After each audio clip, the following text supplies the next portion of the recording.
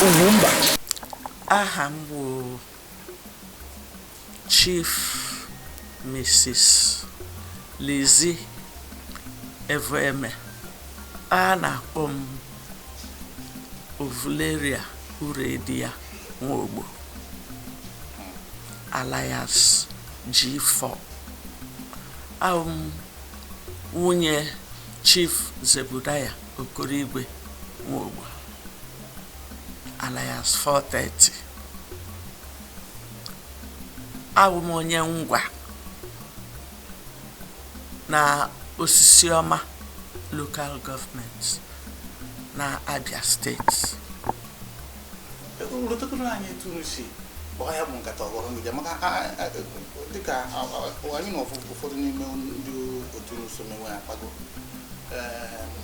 ọ dị anyị ka ya bụ mmemme New Masquerade bụ ihe eji kwụghachite mkpụrụ obi ndị Igbo na ndị be anyị mgbe anyị soro o metụkwa ọtụtụ ndị mmadụ mụọ na-akwụ na windo na-enene ya mgbe ahụ kedu etu esi mewe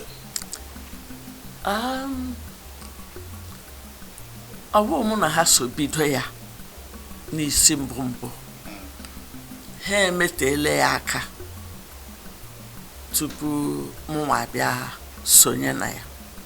Ha bidoro ya n'Enugu, megide ya n'Enugu mgbe a bịara kewaa steeti bịa kepụta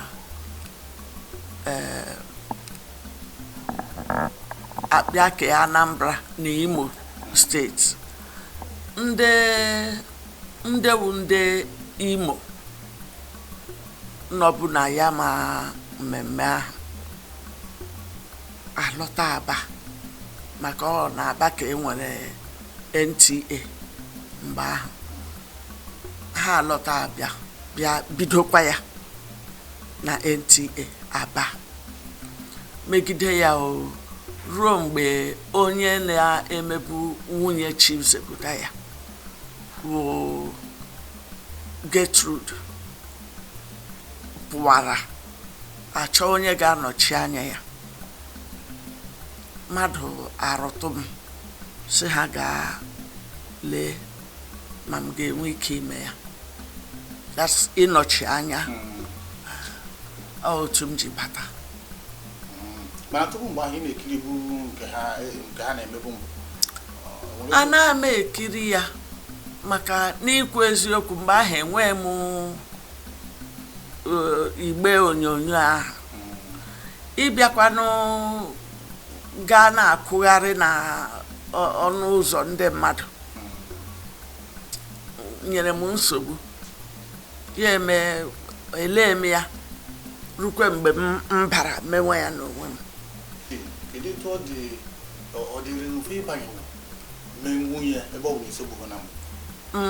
Ọ dịrị m mfe maka na ana m emebu ihe nkiri na onyonyo. Emere m ma n'ụlọ chọọchị ma mgbe anyị na skuul ọta akara ma ana m emebu. Ma mgbe m ghọwakwara agadi o nwere mgbe anyị nwere aga m akpọ ya na bekee maka ma m otu eji atapịa ya n'Igbo.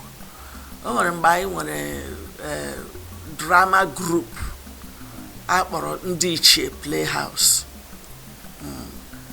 Eso m nọ na ya o teela mgbe m mewara ihe nkiri tupu Masquerade. Anyị mana agadi nwa ya aka nka na-ekwu ma gba nwekwa na ụfọdụ ndị ajụrụ si na ụmụ ihe ejije ahụ na-eme na ada akarị ya nka ị ka na-enwe ohere ma ọ bụ ike ime ya ugbu a? Anaghịzi m enwe ike. Ọ bụrụ ma ohere dị meta ike adịghịzi.